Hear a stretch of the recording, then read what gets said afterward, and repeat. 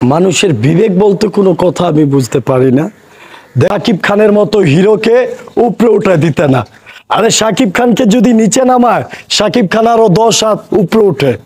সাম্প্রতিক সময় দেখলাম সুপারস্টার শাকিব খান মেরিল প্রথম আলো পুরস্কার পায়নি। আসলে এটা কেন? শাকিবের পরিবর্তে কেন আফরান নিশো পেল? তাহলে কি প্রিয়তমা ভালো হয়নি? অবশ্যই আজকাল মানুষের বিবেক বলতে কোনো কথা আমি বুঝতে পারি না। দেখুন আপনারা সুলঙ্গ সিনেমা, যাই হোক আরফান নিশো, সে যাই হোক একটু ভালো একজন শিল্পী, কিন্তু সাকিব খানের মতো টেক্কার নায়ক তো আমি মনে করি না তাকে। যাই হোক আমি সুলঙ্গ সিনেমাটাও দেখেছি এবং কি প্রিয়তমা সিনেমাটাও দেখেছি। আমি যদি সুলঙ্গ ছবিটা আমি যদি আমার ভিতরে হিসাবে যদি আমি সুলঙ্গ দেই 10-এর ভিতরে 6, আর প্রিয়তমা সিনেমাটি আমি 10-এর ভিতরে 10ই দিব। কারণ কি, প্রিয়তমা সিনেমাটি আপনারা যারা দেখেছেন, একটি ছেলে মেয়ের ভালোবাসার জীবন কাহিনী নিয়ে বাস্তব জীবনের সিনেমা হলো প্রিয়তমা।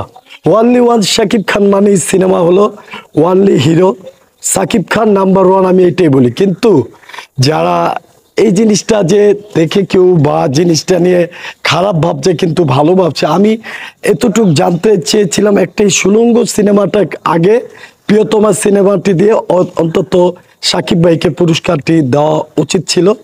যাই হোক এখন সুলঙ্গ সিনেমাটি তারা দিয়েছে, একমাত্র তারাই জানে কি কারণে বা কিভাবে। আর এখানে কি কোনো দুর্নীতি আছে কিনা বা আপনার দৃষ্টিতে কি?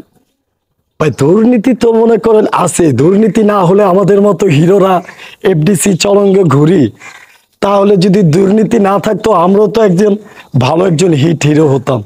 ভাই দেশটা এরকম একটা অবস্থা, এই বাংলাদেশটা যে কিভাবে চলবে এটা কেউ বুঝতে পারে না ভাই। আজকে দেখুন আপনি একটা ছোট একটা অবুঝ মানুষ, আগে মানুষ বলতো বোবার কোনো শত্রু নাই, আমি এখন দেখি বোবা মানুষের আরো বেশি শত্রু রয়েছে।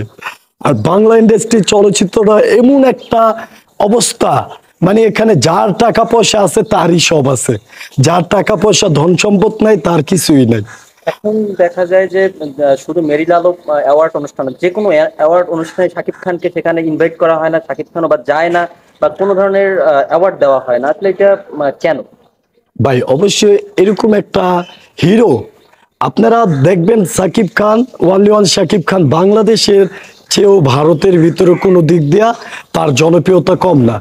আমাদের বাংলাদেশের শাকিব খানকে আপনি ভারত গেলে দেখবেন তাকে এতটুক ভালোবাসা, এতটুক সম্মান দেয়।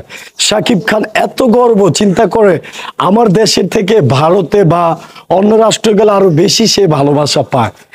আমি জানি একটা চক্রান্ত, একটা দল রয়েছে, তারা চায় শাকিব খানের মতো হিরোকে উপরে উঠে দিতে না।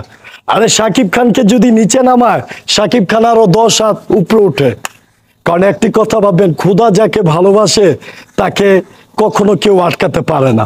ওয়ানলি ওয়ান শাকিব খান হলো আজকে 24 বছর কেরিয়ার পরিশ্রমে, তার পরিশ্রমের ঘাম জড়ানো ফলের ভিতরে আসছে রয়েছে only one, number 1 Shakib Khan. তার তুলনা আমি কোনো নায়কের সাথে তার তুলনা দিতে পারি না।